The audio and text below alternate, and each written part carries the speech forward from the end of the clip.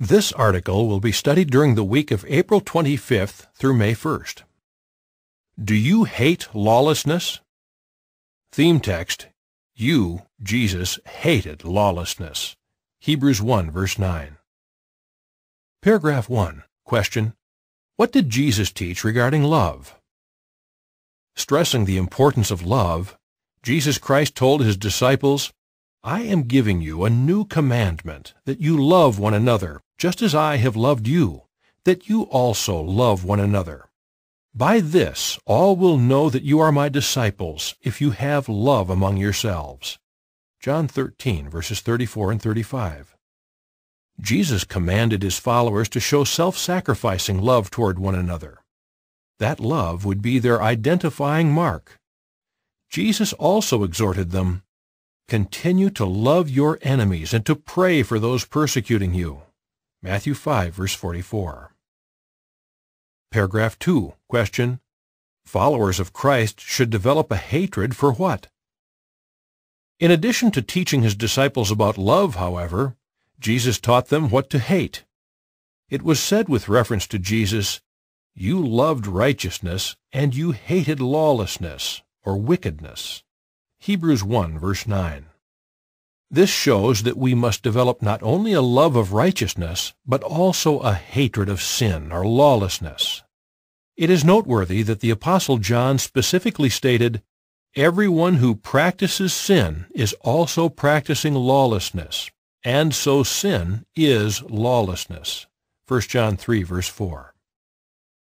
Paragraph 3. Question: With regard to hatred for lawlessness, what areas of life will this article consider? As Christians, then, we do well to ask ourselves, do I hate lawlessness? Let us examine how we can show our hatred for what is bad in the following 4 areas of life. 1. Our attitude toward the abuse of alcohol. 2. Our view of the occult. 3.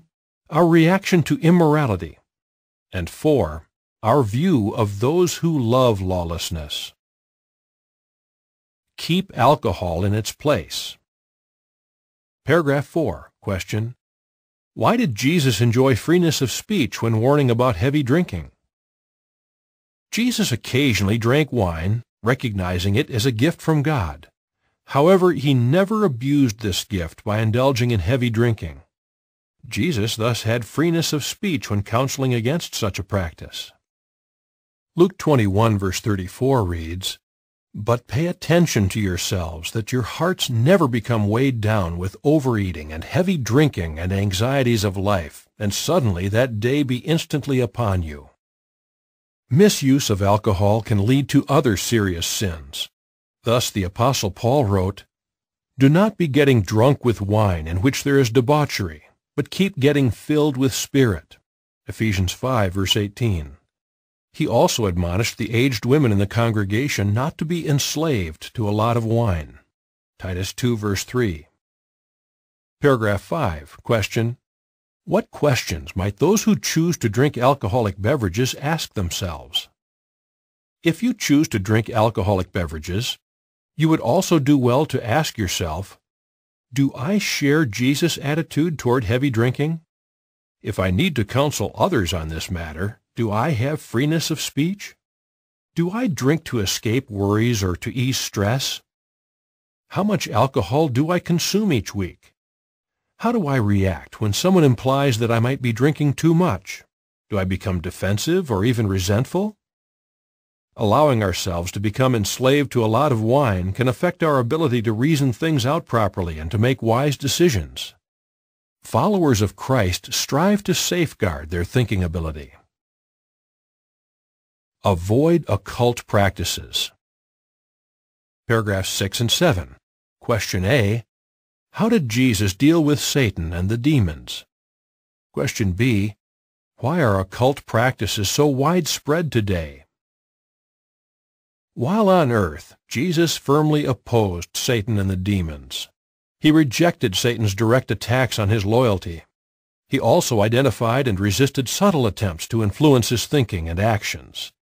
Jesus helped deserving ones to escape cruel domination by the demons.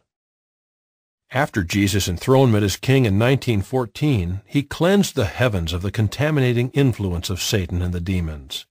As a result, Satan is, now more than ever, bent on misleading the entire inhabited earth.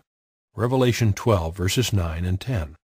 It should come as no surprise to us, then, that fascination with the occult is widespread and is growing. What measures can we take to protect ourselves? Paragraph 8. Question. What self-examination may be in order concerning our choice of entertainment? The Bible clearly warns of the dangers connected with Spiritism.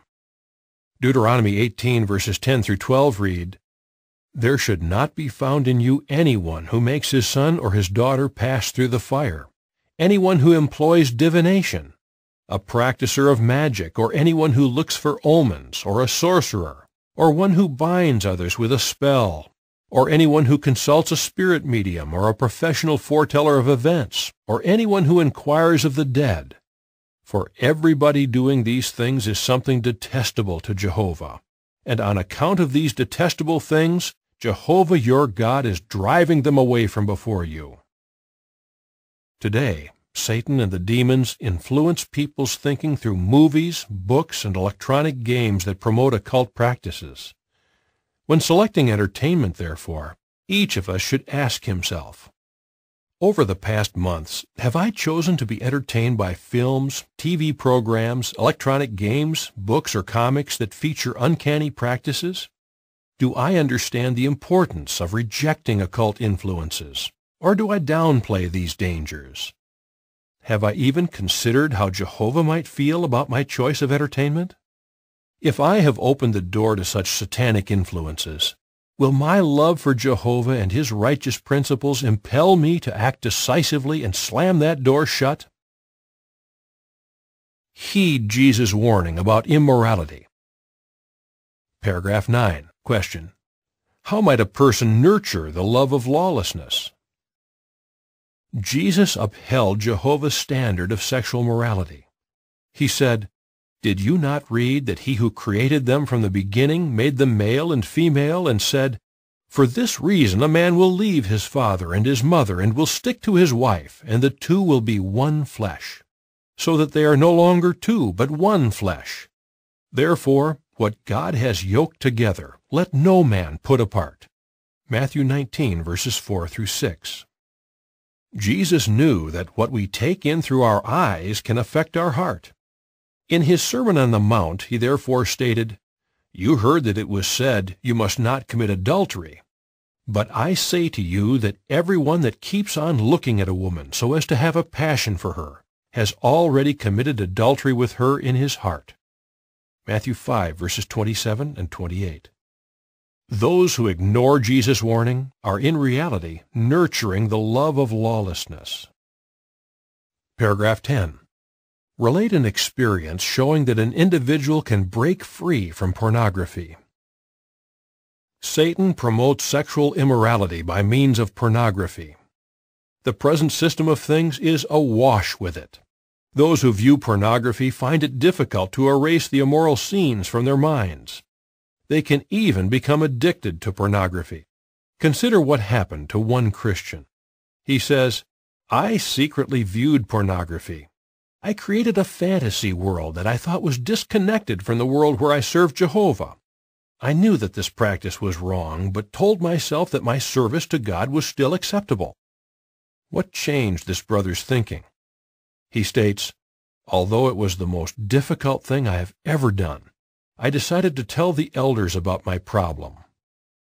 This brother eventually broke free from this degrading habit. "After I cleansed my life of this sin," he admits, "I finally felt that I had a truly clean conscience." Those who hate lawlessness must learn to hate pornography.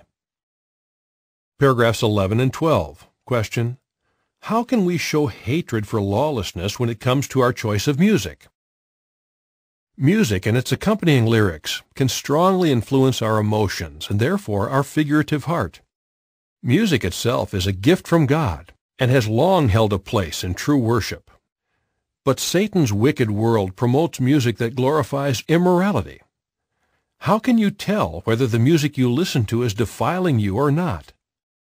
You might start by asking yourself, do the songs I listen to glorify murder, adultery, fornication, and blasphemy? If I were to read the lyrics of certain songs to someone, would that person get the impression that I hate lawlessness? Or would the words indicate that my heart is defiled? We cannot hate lawlessness in word while glorifying it in song. The things proceeding out of the mouth come out of the heart, said Jesus, and those things defile a man. For example, out of the heart come wicked reasonings, murders, adulteries,